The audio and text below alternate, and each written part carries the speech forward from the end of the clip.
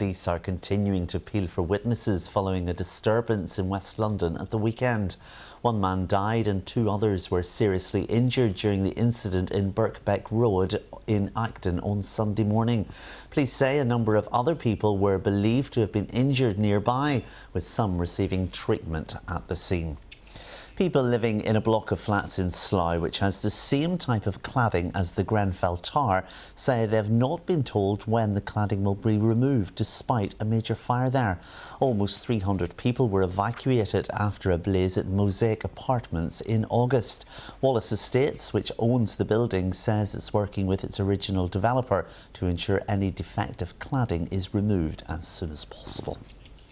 Hackney Council has told residents that burning rubbish in an incinerator is the least environmentally damaging method of waste management, after campaigners says it's the UK's dirtiest form of power.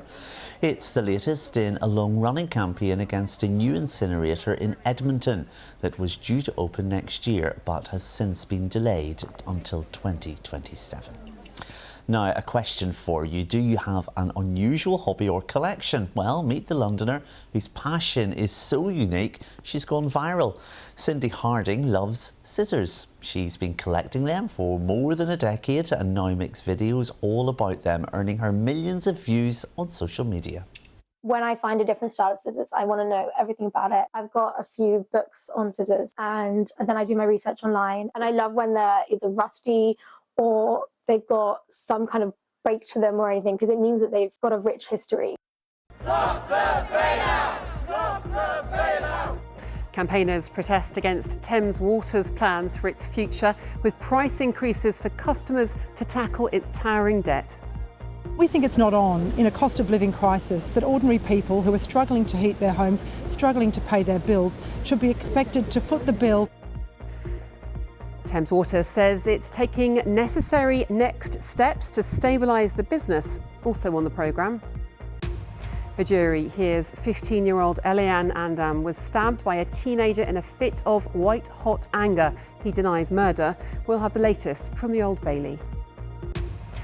M&S gets the green light to demolish and rebuild its flagship store.